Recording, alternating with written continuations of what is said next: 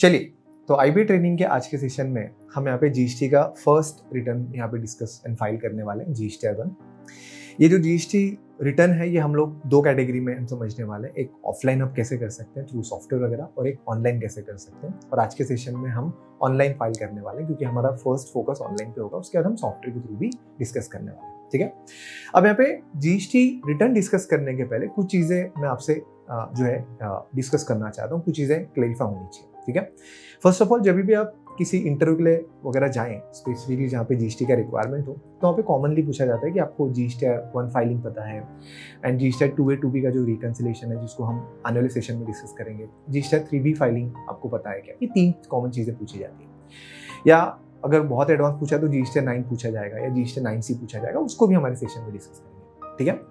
अब मान के चलो मैंने आपको पूछा कि आपको जीएसटी R1 फाइल करना आता है क्या, तो हो सकता है आप में से बहुत से लोग बोले कि सर हाँ हमने जीएसटी R1 फाइल किया, या बहुत से लोग बोलेंगे कि सर हम जीएसटी R1 का जो डेटा होता है वो हम बना के देते हैं, हमारे जो सीए या फिर जो सीनियर होते हैं वो फाइल करते हैं, ठीक है। लेकिन अगर मैं जीएसटी R1 के कुछ प्रैक्टिकल क्वेश्चंस मैं आपसे पूछना चालू करूँ तो शायद हो सकता है उसमें से कुछ आंसर्स आप शायद ना दे पाए। अभी चीज़ें मैं क्यों एक्सप्लेन कर रहा हूँ, द रीज़न बिकॉज क्योंकि हम क्लासरूम में जब जीएसटी के लेक्चर्स वगैरह कंडक्ट करते हैं, जहाँ पे हम जब प्रैक्टिकल लेक्चर्स वगैरह कंडक्ट करते हैं, तो वहाँ पे जो लोग जीएसटी में ऑलरेडी काम कर चुके हैं, जिन्हें जीएसटी का काफ़ी साल का एक्सपीरियंस है, उन्होंने काफ़ी जीएसटी रिटर्न भी फाइल किया। लेकिन जब मैं उनसे प्रैक्टिकल क्वेश्चंस पूछना चालू करता हूँ, करेक्ट है, तो वो बहुत बार आंसर नहीं कर पाते, या जो आंसर करते हैं तो वो कॉन्फिडेंटली नहीं कर पाते, या वो करेक्ट आंसर नहीं करते। इसका सबसे बड़ा रीज़न है, सबसे बड़ा कारण है कि जब भी जो लोग जीएसटी सीखना चालू करते हैं वो लोग डायरेक्टली जीएसटी R1 कैसे फाइल करना है, या फिर जीएसटी की जो एंट्रीज वगैरह जो हमारे सॉफ्टवेयर है उसमें कैसे रिकॉर्ड करना है, या 3B कैसे फाइल करना है, वो स्टार्ट करते हैं।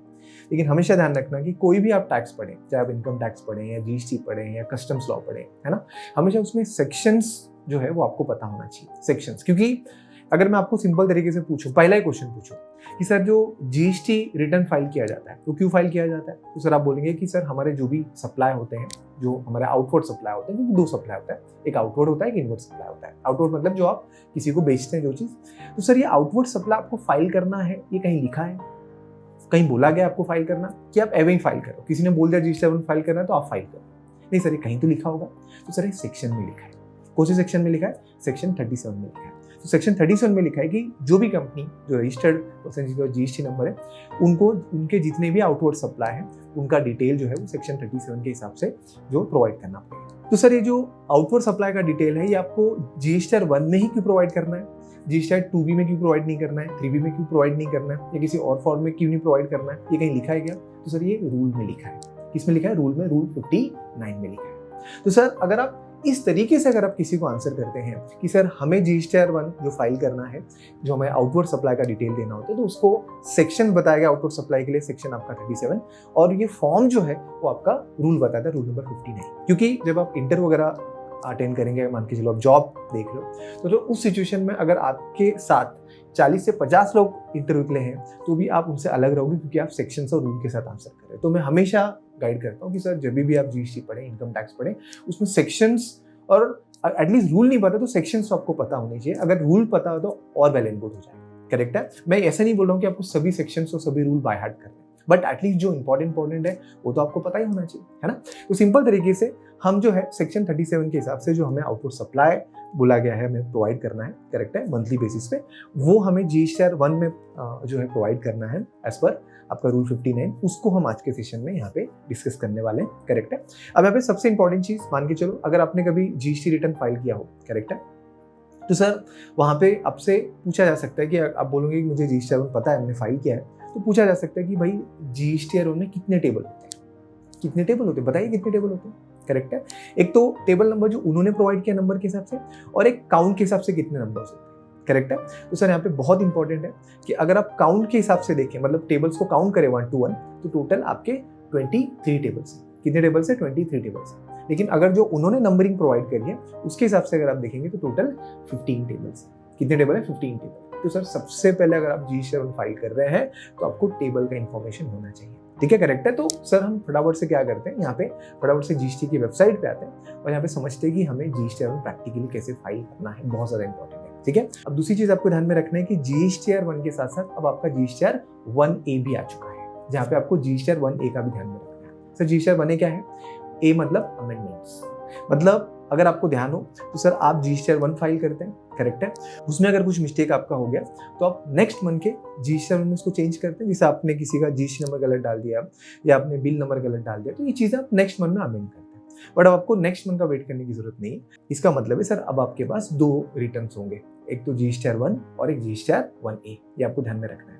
और रजिस्टर 1A का जो ऑप्शन है ये आपको रजिस्टर 1 के बाद ही अवेलेबल होगा। जैसे कि अगर जो हमें रजिस्टर 1 फाइल करना है वो हमें 11 तारीख तक फाइल करना होता है, जो लोग का मंथली ड्यू डेट होता है, और जिनका क्वार्टरली ड्यू डेट होता है उनको 13 तारीख तक फाइल करना है। ये चीज़ आपको ध्यान में रखना है, करेक्ट है।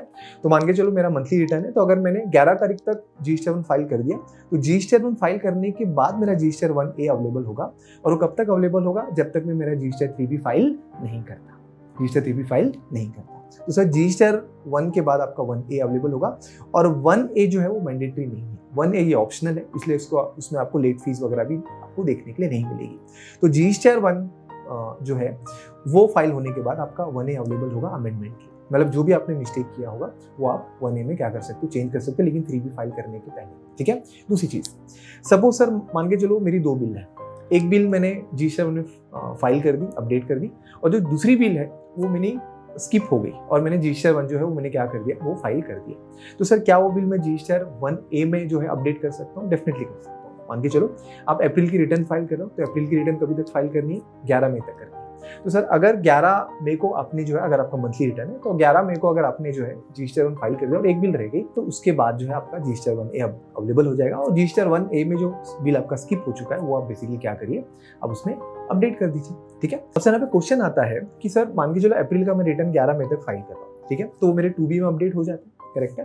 तो सर ये जो 1A है वो तो 11 तारीख के बाद मैं फाइल कर रहा हूँ, तो सर जो मेरा बिल स्किप हो गया था, जो मैंने 1A में फाइल किया, तो मेरे अप्रैल के ही 2B में अपडेट होगा या मई के 2B में अपडेट होगा? तो सर वो मई के 2B में अपडेट होगा, अप्रैल के 2B में अपडेट नहीं होगा। ये चीज़ आपको ध्यान में रखना है, ठीक है। तो रजिस्टर 1A में आप जो भी चेंजेस करेंगे वो आपके नेक्स्ट मंथ के 2B में अपडेट होगा। दूसरी चीज़ आपको ध्यान में रखना है कि एक बार आपका 3B फाइल हो गया तो फिर आप 1A फाइल नहीं कर सकते, तो जो भी चेंजेस होगा वो आप नेक्स्ट मंथ के रजिस्टर 1 में ही फाइल करेंगे। ये चीज़ आपको ध्यान में रखना है, ठीक है, करेक्ट है। और दूसरी यहाँ पे चीज़ ध्यान में रखना है कि आप सभी चीज़ जो है अमेंड्स कर सकते हैं रजिस्टर 1A के थ्रू। ओनली GST जो नंबर है अगर वो आपने गलत कर दिया तो आप 1A से अपडेट नहीं कर सकते, उसके लिए आपको 1 ही फाइल करना पड़ेगा जो आप नेक्स्ट मंथ में फाइल करेंगे, ठीक है। तो सर हम यहाँ पे फटाफट से GST की वेबसाइट पे आते हैं, समझते हैं कि GST की जो टेबल है वो काम कैसे करता है, ठीक है। चलिए, तो सर यहाँ पे अगर हम देखें तो हमें ऑनलाइन फाइल करने के लिए हमें www.gst.go.in इस वेबसाइट पे आना होता है, जहाँ पे आपको यहाँ पे लॉगिन पे क्लिक करना है, जहाँ पे आप यूजर नेम पासवर्ड अपडेट करेंगे, और अपडेट करने के बाद आपका यहाँ पे लॉगिन करेंगे। अब लॉगिन होने के बाद आपका जो पेज है वो किस तरह से अपडेट होगा, ठीक है। अब यहाँ पे अगर आपको GST का रिटर्न फाइल करना है तो सर आपको यहाँ पे सर्विसेज में आना पड़ेगा, सर्विसेज में रिटर्न्स में आना पड़ेगा, और रिटर्न्स में आपको रिटर्न डैशबोर्ड में आना पड़ेगा, रिटर्न डैशबोर्ड में आना पड़ेगा, ठीक है, करेक्ट है। अब यहाँ पे डिटेल में हम टेबल्स की चर्चा करेंगे, क्योंकि बहुत बार क्या होता है कि बहुत से लोग कुछ लिमिटेड टेबल ही क्या करते हैं, वो जो है अपडेट करते हैं, तो उन्हें बाकी के टेबल की नॉलेज नहीं होता है, ठीक है। तो अगर आप GST रिटर्न सीख रहे हैं तो आपको डिटेल्स में जो टेबल्स हैं उसकी क्लैरिटी होनी चाहिए। तो सर यहाँ पे हम जो है फिलहाल जो है 24-25 का जो क्वार्टर 1 का जो रिटर्न है, करेक्ट है, वो हम फाइल करें यहाँ पे, क्योंकि हमारे जो क्लाइंट है उनका क्वार्टरली रिटर्न है, तो यहाँ पे हम जून कंप्लीट होने के बाद जो है रिटर्न यहाँ पे फाइल करें। तो यहाँ पे क्वार्टरली के सिचुएशन में आपका जो ड्यू डेट होता है वो आपका 13 तारीख होता है, 13 तारीख होता है, करेक्ट है, और जो मंथली होता है उस सिचुएशन में आपका 11 तारीख होता है। तो यहाँ पे हम जो है फर्स्ट क्वार्टर के रिटर्न फाइल करें तो यहाँ पे आपकी जो ड्यू डेट आ रही है वो 13 जुलाई आ रही है, ठीक है, करेक्ट है। और यहाँ पे मैं करता हूँ सब प्रिपेयर ऑनलाइन। अब यहाँ पे आपको जितने जो टेबल्स हैं जैसे हमने डिस्कस किए, करेक्ट है, वो आपको यहाँ पे दिख जाएंगे, करेक्ट है। तो यहाँ पे आप देखेंगे तो टेबल्स जो है यहाँ पे 4A 4B 6B 6C 5 6 7 है ना, करेक्ट है। तो ये टेबल्स के इन्होंने नंबर प्रोवाइड करें, तो एक्चुअली इन्होंने जो नंबरिंग दिया है उसके हिसाब से 15 टेबल है। वहाँ पे कितने टेबल्स हैं? 15 टेबल है। लेकिन अगर आप काउंट करेंगे इंक्लूडिंग अमेंडमेंट्स वगैरह, तो सर टोटल आपके कितने टेबल होंगे? टोटल आपके कितने टेबल होंगे? तो सर 23 होंगे। काउंट कर लीजिए, आपका 4 और 4 8, 8 और 4 12 और 1 13, और यहाँ पे आप आएंगे 4 और 4 8 और 10, मतलब 13 और 10 23, ठीक है। तो सर सबसे पहला क्वेश्चन बनेगा कि अगर आपने GST फाइल किया है तो सर GST में कितने टेबल्स होते हैं ये आपको क्लियर होना चाहिए, ठीक है। तो टोटल अगर हम काउंट वाइज करें तो टोटल 23 टेबल्स हैं, और अगर नंबरिंग के हिसाब से जाए तो टोटल कितने टेबल हैं? टोटल 15 टेबल है, ठीक है।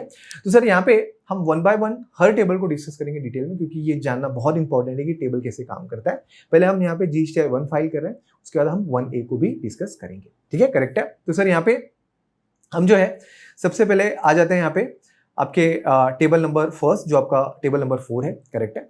अब आपके मन में क्वेश्चन आ सकता है कि सर ये जो टेबल है तो टेबल नंबर 4 से स्टार्ट हो रहा है, तो सर टेबल नंबर 1 2 3 कहाँ गया?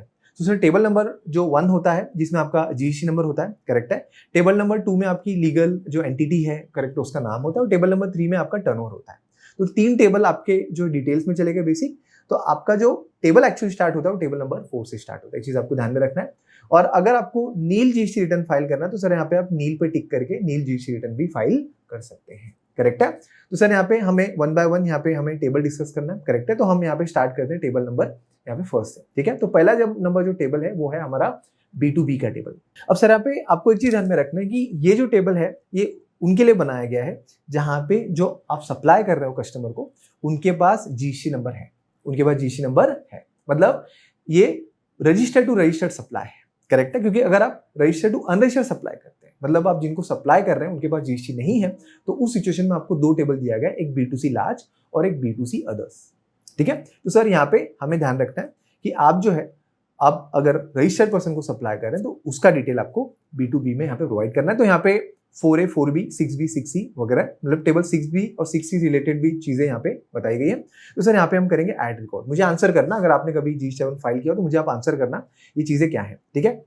अब सर यहाँ पे सबसे पहला जब आप डिटेल मेंशन करेंगे, करेक्ट है, तो सर यहाँ पे आपको कुछ ऑप्शन आ रहे हैं, ठीक है। अब मैं आपसे पहला क्वेश्चन पूछता हूँ, अगर आपने G7 फाइल किया, कि सर ये जो ऑप्शन है टिक करना डीम्ड एक्सपोर्ट का, ये कब टिक करते हैं, ठीक है।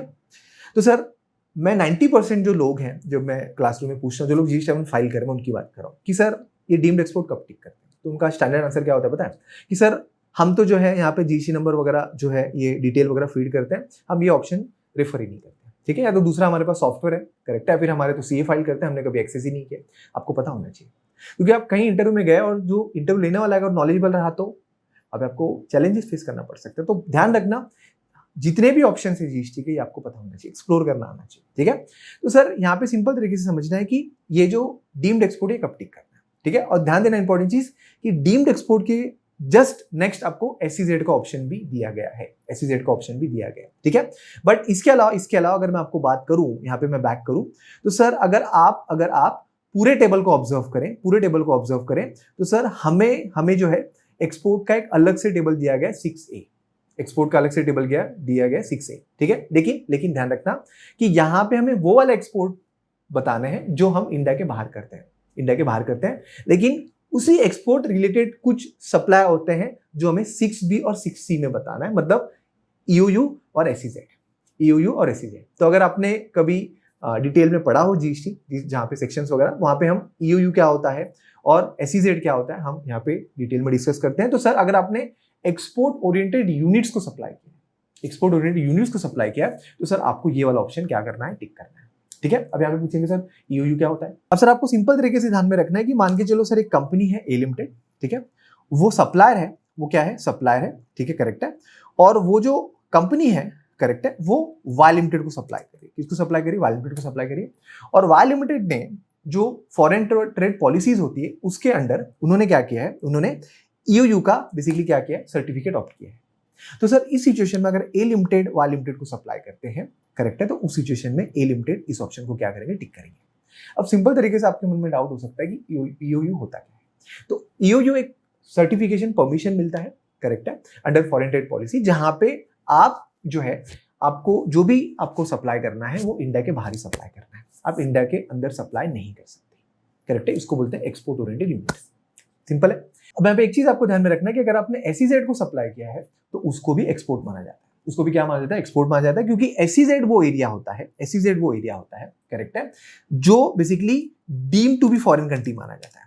क्या माना जाता है, deem to be foreign country माना जाता है। मतलब ये जो SEZ होता है ये स्पेसिफिक एरिया होता है, एक जगह होती है जिसको गवर्नमेंट जो है डेवलप करती है, करेक्ट है, लेकिन वो भले वो जगह इंडिया में डेवलप करी गई हो, लेकिन उसको सर क्या माना जाता है, फॉरेन कंट्री माना जाता है। तो जो रूल्स जो है वो आप एक्सपोर्ट के लिए यूज करते हैं अंडर सेक्शन 16 में जो बताया गया हमें LUT विदाउट LUT, तो वही रूल आपको SEZ में भी अप्लाई करना है। तो सर सिंपल तरीके से कि अगर आप SEZ को सप्लाई करोगे तो ये वाला ऑप्शन आपको टिक करना, बट यहाँ पे ऑप्शन टिक करने का ऑप्शन नहीं आ रहा है, क्यों नहीं आ रहा है मैं आऊंगा, ठीक है। और अगर आप ऐसे पर्सन को एक्सपोर्ट कर रहे हो जिसके पास डीम्ड एक्सपोर्ट करने का यूयू का करेक्ट उसका लाइसेंस है, तो सर आप ये वाला ऑप्शन टिक करोगे। ठीक है, करेक्ट है। अब सर यहाँ पे क्वेश्चन आता है कि जो एक्सपोर्ट ओरिएंटेड यूनिट होती है उसमें और एसईजेड में फर्क क्या होता है, क्योंकि दोनों भी इंडिया में है और दोनों को भी एक्सपोर्ट करने के लिए बुलाया गया, क्योंकि एसईजेड जो एरिया होता है उसमें जो कंपनीज होती है उन्हें भी एक्सपोर्ट करने का एक टारगेट होता है। करेक्ट है, हम कस्टम्स में पढ़ते हैं। तो सर एक लेमन लैंग्वेज में अगर हम बात करें तो इसमें दोनों में जो डिफरेंस होता है, एक इंटरव्यू में भी पूछा गया था कैंडिडेट को कि ईओयू और एसईजेड में क्या फर्क है। ठीक है, करेक्ट है। तो मैं आपके साथ शेयर करने जा रहा हूँ कि ईओयू और एसईजेड में एग्जैक्टली क्या फर्क है। तो सर यहाँ पे सिंपल तरीके से कि एसईजेड और ईओयू जो होती है वो दोनों भी इंडिया में होती है, लेकिन ईओयू कहीं भी जो है ये जो कंपनीज है वो स्टार्ट करी जा सकती है विद सर्टेन कंडीशन, लेकिन एसईजेड जो कंपनीज होती हैं वो स्पेसिफिकली जो एरियाज होती है वहीं पे स्टार्ट होती है। तो अगर आपने एसईजेड को सप्लाई किया, करेक्ट है, जो स्पेसिफिक एरिया में है, तो आप एसईजेड वाला ऑप्शन टिक करेंगे। वो कैसे एक्टिवेट होता है मैं बताता हूँ। और अगर आप जो है बेसिकली ऐसी कंपनी को आप सप्लाई कर रहे हो जो कहीं पे भी हो सकती है, एसईजेड में नहीं, जरूरी नहीं, कहीं पे भी हो सकती है, जिसने सर्टिफिकेट लिया हो, करेक्ट है, ईओयू का, उसको सप्लाई करेंगे तो आपको डीम्ड एक्सपोर्ट ही टिक करना पड़ेगा। ठीक है, क्लियर है यहाँ तक। अब सर ये एसईजेड वाला ऑप्शन कब एक्टिवेट होगा, मैं आपको एक्टिवेट करके बताता हूँ। अब यहाँ पे एक चीज आपको ध्यान में रखना है कि जो एसईजेड वाला ऑप्शन होता है ये तभी एक्टिवेट होता है अगर आपने ऐसी कंपनी का जीएसटी नंबर यहाँ पे मेंशन किया हो जिसके पास एसईजेड का स्पेसिफिक नंबर हो। आप देख सकते हो जैसे मैंने यहाँ पे एसईजेड का जीएसटी नंबर मेंशन किया तो ये ऑप्शन ऑटोमेटिक ये एक्टिवेट हो गया। मतलब ये वाले जो ऑप्शन है सर वो आप मैन्युअली एक्टिवेट नहीं कर सकते। ये ऑप्शन तभी एक्टिवेट होंगे अगर आपने स्पेशल इकोनॉमिक जोन को अगर सप्लाई किया, उसका जीएसटी नंबर अगर आप मेंशन करोगे तभी ये वाला ऑप्शन एक्टिवेट होगा। क्लियर है आपको, है ना। तो सर ये विद पेमेंट क्या होता है, विदाउट पेमेंट क्या होता है, ऑलरेडी हम थ्योरी में डिस्कस करते हैं जब हम एक्सपोर्ट वगैरह डिस्कस करते हैं। तो फिलहाल ये वाला ऑप्शन जो है वो मैं यहाँ पे डिस्कस नहीं कर रहा। तो सर आपको सिंपल तरीके से कि अगर आपने विद पेमेंट किया होगा, मतलब आपके पास एलयूटी वगैरह नहीं है, तो सर ये वाला ऑप्शन आप टिक करेंगे। अगर आपने जो एलयूटी वगैरह में एसईजेड को सप्लाई किया तो ये वाला ऑप्शन आपको टिक करना है। सिंपल है, करेक्ट है। तो सर यहाँ से मैं ये जो जीएसटी नंबर है यहाँ से रिमूव कर लेता हूँ, करेक्ट है।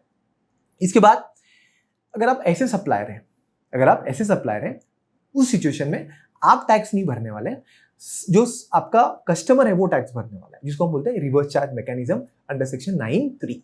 Reverse charge mechanism under section 9(3). Simple है।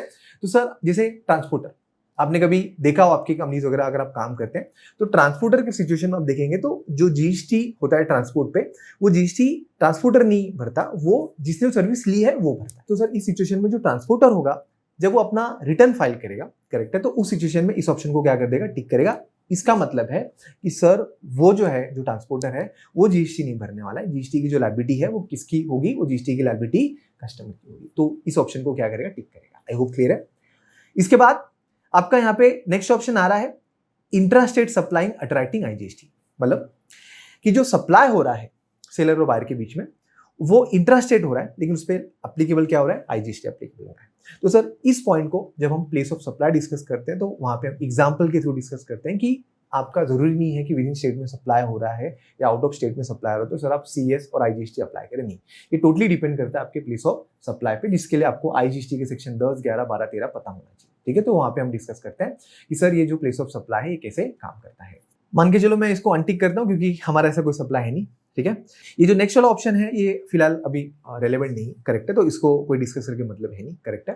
तो हम जो है स्टेट क्या करते हैं, जो हमारे कस्टमर है जिनको हमने सप्लाई किया उनका यहाँ पे जीएसटी नंबर मेंशन कर लेते हैं। ठीक है, तो सर यहाँ पे हमने जो B2B सप्लाई किया है क्लाइंट को, करेक्ट है, तो उनके जो इनवॉइसेज है, करेक्ट है, उसको रेफर कर लेता है और उनमें जो उनका जो जीएसटी नंबर है, करेक्ट है, वो हम स्ट्रेट कॉपी करेंगे और उससे क्या होगा कि उनके जो डिटेल्स हैं वो बेसिकली ऑटोमेटिकली क्या हो जाएंगे, यहाँ पे अपडेट हो जाएंगे, करेक्ट है। तो यहाँ पे रेसिपिएंट का नाम आ गया। अगर ये डिटेल आपको एज अ मास्टर ऐड करना है, जैसे आप टैली में लेजर वगैरह ऐड करते हैं, तो आप यहाँ पे ऐड टू मास्टर कर सकते हैं। फिलहाल हमें यहाँ पे रिक्वायरमेंट नहीं है। यहाँ पे हमें इनवॉइस नंबर पूछा गया, तो जो इनवॉइस नंबर है बिल पे वो भी हम यहाँ से क्या कर लेते हैं, यहाँ पे कॉपी कर लेते हैं, करेक्ट है। तो इनवॉइस को भी यहाँ पे हम कॉपी पेस्ट कर लेंगे, करेक्ट है, कॉपी पेस्ट कर लिया। इनवॉइस की डेट हमें लगेगी, तो इनवॉइस की डेट है 19 अप्रैल। तो सर यहाँ पे हम इनवॉइस की डेट कंसीडर कर लेते हैं, करेक्ट है। तो सर यहाँ पे इनवॉइस की डेट आप ले लीजिए, तो इनवॉइस की डेट हम यहाँ पे मेंशन कर लेते हैं, करेक्ट है। टोटल इनवॉइस वैल्यू तो वो हम मेंशन करेंगे, तो टोटल इनवॉइस वैल्यू मतलब आपका इंक्लूडिंग जीएसटी वगैरह, तो सर वो हमने यहाँ पे मेंशन कर लिया, करेक्ट है। इसके बाद प्लेस ऑफ सप्लाई गया, तो प्लेस ऑफ सप्लाई आपका महाराष्ट्र है, तो वो चीज़ हमने यहाँ पे मेंशन कर ली, करेक्ट है। प्लेस ऑफ सप्लाई आपका महाराष्ट्र है, ठीक है। इंटर स्टेट सप्लाई है। अगर आप ई इनवॉइसिंग जनरेट करते हैं, तो ये चीज़ें आपकी जो है ये अपडेट होंगी ऑटोमेटिकली। ई इनवॉइसिंग क्या होता है वो हम सेपरेट सेशन उसके लिए हम डिस्कस करते हैं, करेक्ट है। तो सर आपको यहाँ पे जो आपका सप्लाई हुआ है, करेक्ट है, वो कौन से रेट में सप्लाई हुआ वो आपको बेसिकली यहाँ पे मेंशन करना पड़ेगा, ठीक है। अब यहाँ पे आगे बढ़ने से पहले एक क्वेश्चन मैं आपके सामने और रखना चाहता हूँ, अगर आपने जीएसटी रिटर्न फाइल किया है तो, ठीक है, कि सर यहाँ पे अगर आपने कभी जीएसटी रिटर्न फाइल किया तो वहाँ पे नील रेटेड का एक अलग से टेबल है, नील रेटेड का अलग से टेबल है जिसमें आपको नील एग्जेम्प्टेड या जो आपका नॉन जीएसटी जो सप्लाई है उसका डिटेल आपको मेंशन करना होता है। तो सर जब नील का अलग से टेबल है तो यहाँ पे 0% देने का मतलब क्या हो, यहाँ पे 0% क्यों दिया है? आई होप समझ रहे हैं मैं क्या बोल रहा हूँ, कि सर जब नील का अलग से हमें टेबल दिया गया है तो यहाँ पे हमें यहाँ पे टैक्सेबल सप्लाई के लिए 0% क्यों दिया गया, क्योंकि डिटेल तो हम नील वाले टेबल में भरेंगे। तो सर आपको ध्यान हो तो हमने यहाँ पे रिवर्स चार्ज का ऑप्शन डिस्कस किया था। तो अगर कोई ट्रांसपोर्टर अपना जो रिटर्न फाइल करता है तो उस सिचुएशन में उसका टैक्स अमाउंट आएगा वो 0 आएगा। तो अगर मान के चलो मैं रिवर्स चार्ज वाले सिचुएशन में जीएसटी रिटर्न फाइल कर रहा हूँ, मतलब ट्रांसपोर्टर का अगर मैं रिटर्न फाइल कर रहा हूँ तो सर मैं टैक्सेबल वैल्यू यहाँ पे मेंशन करूँगा। इससे होगा क्या कि उसकी जो टैक्स अमाउंट होगी वो 0 आएगी। द रीजन बिकॉज क्योंकि उस सिचुएशन में जो टैक्स का अमाउंट है, करेक्ट है, वो बायर भरेगा, करेक्ट है। तो सर ये 0 वाला जो ऑप्शन है ये रिवर्स चार्ज के सिचुएशन में आपको यूज आने वाला है एज ए सप्लायर, ना एज ए बायर, ठीक है। तो सर हमारा 18% का सप्लाई है, तो इसमें टैक्सेबल जो अमाउंट है वो हम यहाँ पे मेंशन कर लेते हैं, करेक्ट है। तो सर हमारी जो टैक्सेबल सप्लाई है यहाँ पे वो है 20, यहाँ पे हमें पॉइंट में मेंशन करना है, करेक्ट है। तो हमने यहाँ पे मेंशन कर दिया, करेक्ट है, परफेक्ट। और उसको क्या कर लेते हैं सर, यहाँ पे सेव कर लेते हैं, ठीक है, सेव कर लेते हैं। और यहाँ पे सेव करने के बाद जो डिटेल है ऑटोमेटिकली क्या हो जाएगा, आपका सेव हो गया, करेक्ट है, सेव हो गया। अब सर यहाँ पे अगर आपको इसी पार्टी का नेक्स्ट डिटेल भरना हो तो सर यहाँ पे देख सकते हैं जीएसटी नंबर ऑटोमेटिकली यहाँ पे अपडेट है। आपको बस बाकी के डिटेल जो है वो यहाँ पे अपडेट करने हैं, करेक्ट है। बट फिलहाल हमने इस पार्टी को एक ही सप्लाई किया तो सर मैं यहाँ पे इसको बैक कर लेता हूँ, ठीक है, करेक्ट है। तो यहाँ पे दिख रहा है इस पार्टी को आपने एक सप्लाई किया है, उसका डिटेल यहाँ पे अपडेट हो चुका है। अब मेरा आपसे क्वेश्चन है कि सर कंपनीज में आपको ऑनलाइन रिटर्न पूछा जाएगा कि ऑफलाइन रिटर्न पूछा जाएगा? द रीजन बिकॉज क्योंकि जो कंपनीज हैं दे आर यूजिंग सॉफ्टवेयर, तो सर मैं ऑनलाइन रिटर्न क्यों सीख रहा हूँ, क्योंकि मेरे लिए तो ऑफलाइन ही यूज आएगा। तो एक चीज आपको यहाँ पे ध्यान में रखना है कि सर जो B2C सप्लाई होते हैं, करेक्ट है, वहां पे आपको ऑनलाइन रिटर्न का जो है वो ऑप्शन बहुत ज्यादा यूज होगा, करेक्ट है। मैं आपको आगे बताऊंगा कि ऑनलाइन रिटर्न भी आपको क्यों पता होना चाहिए। दूसरा, अगर आप टैली या SAP ऐसे कोई सॉफ्टवेयर है जिससे आप जो रिटर्न है वो टोटली प्रिपेयर कर रहे हैं, तो वहां पे एक चीज आपको ध्यान में रखना है कि उस सिचुएशन में डेटा आपका एक बार अपडेट हुआ, करेक्ट है, आपने अपलोड किया, तो सर आपको वो डेटा यहाँ पे एक बार आपको वेरीफाई करना होता है कि वो डेटा आपका प्रॉपर्ली अपडेट हुआ है कि नहीं। इसके लिए भी आपको टेबल का सही से नॉलेज होना चाहिए, करेक्ट है। तो सर यहाँ पे हमने एक बिल मेंशन किया, करेक्ट है। अब मैं यहाँ पे दूसरी बिल भी यहाँ पे मेंशन कर लेता हूँ, तो मैं ऐड रिकॉर्ड कर लेता हूँ, करेक्ट है। अब यहाँ पे हमारी जो दूसरी इनवॉइस है उसका डिटेल हम यहाँ पे मेंशन कर लेते हैं, करेक्ट है। तो दूसरी हमारी जो इनवॉइस है, करेक्ट है, उसका डिटेल यहाँ पे हम जीएसटी नंबर ले लेते हैं। तो सर यहाँ पे हमने जो है जीएसटी नंबर क्या करा सर, यहाँ पे हम इसको कॉपी कर लेते हैं और यहाँ पे हम क्या कर देंगे, इसको पेस्ट कर देंगे, यहाँ पे क्या कर देंगे, पेस्ट कर देंगे, ठीक है, करेक्ट है। इसके बाद उनका डिटेल आ गया, करेक्ट है। सेम अगर हमें मास्टर में अपडेट वगैरह करना है तो हम ऐड टू मास्टर कर सकते हैं, बट फिलहाल हम डायरेक्टली इनवॉइस नंबर मेंशन कर लेंगे। तो सर यहाँ पे जो इनवॉइस नंबर है हमारा वो यहाँ पे हम कॉपी पेस्ट कर लेते हैं। तो सर यहाँ पे आप इनवॉइस नंबर जो है यहाँ से आप कॉपी और सर इधर पेस्ट कर दीजिए, सिंपल है, यहाँ पे पेस्ट कर दीजिए। इनवॉइस की डेट आप ले लीजिए, तो इनवॉइस की डेट हम यहाँ पे ले लेते हैं, करेक्ट है। तो सर इनवॉइस की डेट हमने ले ली, बराबर। टोटल इनवॉइस वैल्यू कंसीडर करनी है तो टोटल इनवॉइस वैल्यू कंसीडर कर लेते हैं यहाँ पे, ठीक है, इनवॉइस वैल्यू आ गई। प्लेस ऑफ सप्लाई महाराष्ट्र ही है, करेक्ट है। इसके बाद स्क्रॉल डाउन करते हैं, ठीक है, ये भी 18% में ही सप्लाई हुआ है तो 18% में डिटेल मेंशन कर लेते हैं, करेक्ट है। तो यहाँ पे जो टैक्सेबल वैल्यू है वो मेंशन करेंगे, तो टैक्सेबल वैल्यू यहाँ पे हमने क्या कर लिया, मेंशन कर लिया, ठीक है, करेक्ट है। और इसको भी हम क्या कर लेते हैं, यहाँ पे सेव कर लेते हैं, ठीक है। अब सर एक चीज़ आपको ध्यान में रखना है कि जीएसटी के अलग अलग यहाँ पे डिफरेंट रेट है। जब हम थ्योरी पढ़ते हैं तो ये सभी जो रेट्स वगैरह जो एप्लीकेबल होते हैं उसको हम डिस्कस करते हैं, करेक्ट है, कि आपको जो रेट्स वगैरह जो नॉर्मली आपने समझा या सुना होगा, आपका जो 12% होता है, 18% होता है, आपका 5% होता है, 28% होता है, ये हमने कॉमन चीज सुना है। बाकी के रेट्स वगैरह शायद आपको इतने आइडिया नहीं होंगे, करेक्ट है, बट बाकी के रेट्स भी यूज होते हैं, ठीक है, देखेंगे हम उसको।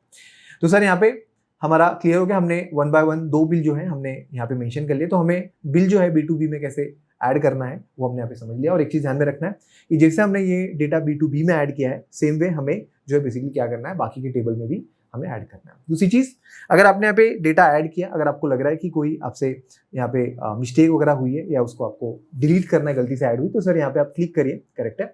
और क्लिक करने के बाद यहाँ पे आपको एडिट का भी बटन दिखाएगा और डिलीट का भी बटन दिखाएगा। तो अगर आपने कोई मिस्टेक वगैरह करी तो सर यहीं से आप क्या कर लो, इसको एडिट कर लो या फिर यहाँ से आप डिलीट भी कर सकते हो अगर आपने बिल जो है रॉन्गली यहाँ पे मेंशन करा है। क्लियर है? आपको कोई डाउट होगा तो प्लीज आप डिस्कस करें, ठीक है। तो सर यहाँ पे हम कर लेते हैं इसको बैक कर लेते हैं और अब यहाँ पे हम फाइनली आ जाते हैं B2C लार्ज पे। कहाँ आ जाते हैं? B2C लार्ज पे आते हैं, ठीक है।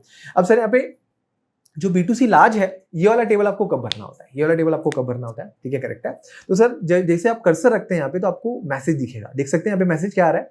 तो सर मैसेज आ रहा है कि अगर आप जिसको सप्लाई कर रहे हैं, करेक्ट है, जो बायर है वो अगर अनरजिस्टर्ड है, मतलब उसके पास GST नंबर नहीं है, तब आपको B2C चूज करना है। और इसमें यहाँ पे मैसेज आ रहा है कि अगर आपका सप्लाई 2.5 लाख से अबव हुआ, सप्लाई 2.5 लाख से अबव हुआ मतलब इंक्लूडिंग इनवॉइस वैल्यू, मतलब एक होता है आपका टैक्सेबल वैल्यू, मतलब आपने जो है मान के चलो आपने जो है 1 लाख का सप्लाई किया, 1 लाख का सप्लाई किया और सर उसके ऊपर आपका 18% का क्या है, GST है। तो टोटल जो आपका सप्लाई हो रहा है वो आपका 1,18,000 का हो रहा है, करेक्ट है। तो सर ये वाली जो आपकी वैल्यू होगी, करेक्ट है, ये अगर 2,50,000 से अबव गई, करेक्ट है, तो उस सिचुएशन में आपका B2C लार्ज अपडेट होगा। और तीसरा कंडीशन है कि जो आप सप्लाई कर रहे हैं वो इंटरस्टेट होना चाहिए। वो क्या होना चाहिए? इंटरस्टेट होना चाहिए, मतलब विद इन स्टेट नहीं होना चाहिए। जैसे फॉर एग्जांपल हमारी जो ये कंपनी जिसका क्लाइंट का हम रिटर्न फाइल कर रहे हैं वो महाराष्ट्र बेस है, तो अगर मान के चलो ये महाराष्ट्र से गुजरात सप्लाई करेंगे, करेक्ट है, तो उस सिचुएशन में ये B2C लार्ज ये जो ऑप्शन है ये चूज करेंगे। तो सर कितने कंडीशन फुलफिल होने चाहिए? पहला, जिसको आप सप्लाई कर वो अनरजिस्टर्ड होना चाहिए। दूसरा, उसकी जो इनवॉइस वैल्यू है वो 2.5 लाख से अबव होनी चाहिए। और तीसरा, कि जो आप सप्लाई कर रहे हैं, करेक्ट है, उस सिचुएशन में उसका जो स्टेट होना चाहिए विद इन स्टेट नहीं होना चाहिए। जैसे अगर मैं महाराष्ट्र से महाराष्ट्र ही सप्लाई करता हूँ और मेरी इनवॉइस 3 लाख की है, तो उस सिचुएशन में B2C लार्ज भी नहीं आएगी, फिर वो आपकी B2C अदर्स में आएगी, ठीक है। अब यहाँ पे एक चेंज हुआ है इसमें जुलाई 2024 से। वो चेंज ये हुआ है कि यहाँ पे जो 2.5 लाख का अमाउंट दिख रहा है इसको डिपार्टमेंट ने चेंज करके 1 लाख कर दिया है। अभी तक ये इसमें अपडेट हुआ नहीं है, जब मैं रिटर्न यहाँ पे फाइल कर रहा हूँ अभी तक अपडेट हुआ नहीं है, लेकिन जैसे आप अगला रिटर्न फाइल करेंगे तो सर 1 लाख दिखेगा। मतलब अब यहाँ से आपको जुलाई 24 से जो आपका 1 लाख से अबव का जो इनवॉइस होगा वो भी आपको यहाँ पे मेंशन करना पड़ेगा, मतलब 2.5 लाख का जो लिमिट है वो अब 1 लाख हो जाएगा जुलाई 24 से। क्लियर है आपको? बट फिलहाल जब मैं रिटर्न फाइल कर रहा हूँ वहां पे लिमिट आपकी 2.5 लाख ही है। कोई डाउट होगा तो प्लीज प्लीज प्लीज आप डिस्कस करें, ठीक है। तो सर यहाँ पे मैं क्लिक कर लेता हूँ, ये टेबल नंबर 5 है, टेबल नंबर 5 हमने 4 किया और टेबल नंबर यहाँ पे 5 कर रहे हैं, ठीक है। यहाँ पे मैं इसको ऐड रिकॉर्ड कर लेता हूँ। ऐड रिकॉर्ड करूंगा तो आप देख सकते हैं यहाँ पे डीम एक्सपोर्ट SEZ का कोई भी ऑप्शन नहीं आ रहा है, करेक्ट है। स्ट्रेट मुझे यहाँ पे प्लेस ऑफ सप्लाई पूछ रहा है। और यहाँ पे आप देखेंगे तो अगर मैं महाराष्ट्र बेस्ड कंपनी का रिटर्न फाइल कर रहा हूं तो मैं महाराष्ट्र पे टिक करूं तो महाराष्ट्र का ऑप्शन मुझे टिक करने नहीं दे रहा है।